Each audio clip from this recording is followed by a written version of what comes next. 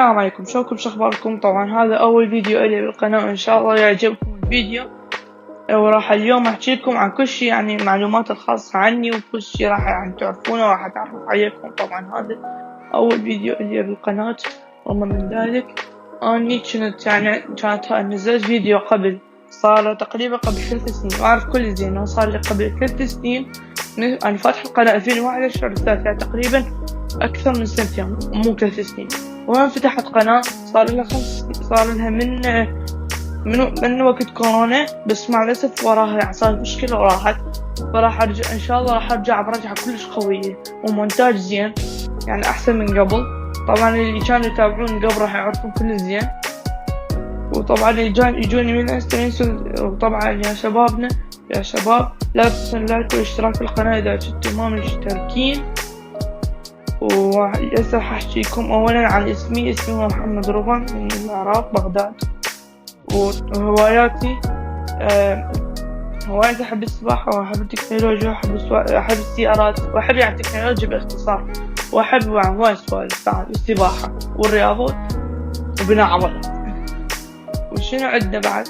وحساباتي طبعا انا عندي هواي حسابات، كلش هواي حسابات، واللي منهن عندي حساب على الانستغرام موجود، راح اخليكم رابطه بالوصف، او راح اخليكم الكيو ار كود اخليكم اياه على الشاشه، او ممكن لا او ممكن ما ادري حسب يعني مونتاجي. وطبعا راح اسوي ان شاء الله يجوز ورا فيديوين، راح اسوي قناه للشورتس من عندها راح انزل مقاطع مختصره. اللي يجي يقلب الشورتس وراح يقوم يدور مثلا يقلب ويلقى قناتي، راح يقوم يلقى مقطع مختصر، جزء من المقطع على مدفع كأنه اعلان للفيديو اللي راح انزله.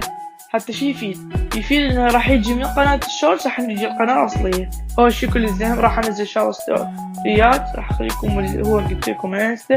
وبخصوص القنوات البثوث، راح عندي قناة على تويتش بس نادر راح انشر عليها، ما ادري مو كلش بحب التويتش.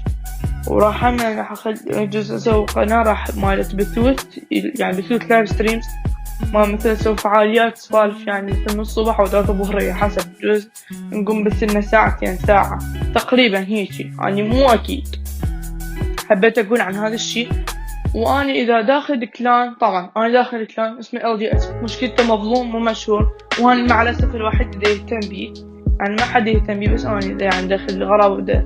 راح اخليكم رابط قنوات الكلان بالوصف، بعضهم يعني ما عندي كلهم، عندي بعضهم.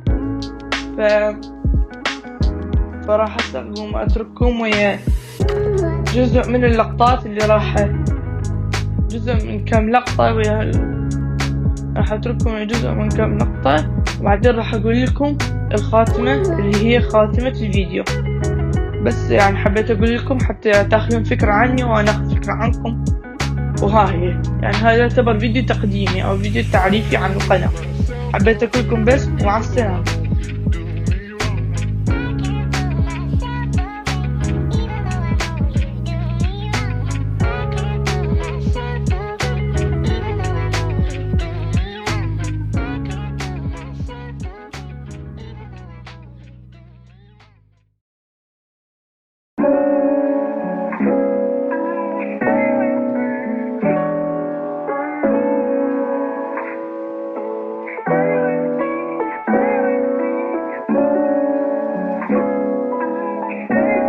إلى أن وصلنا لنهاية المقطع، وإن شاء الله عجبكم المقطع.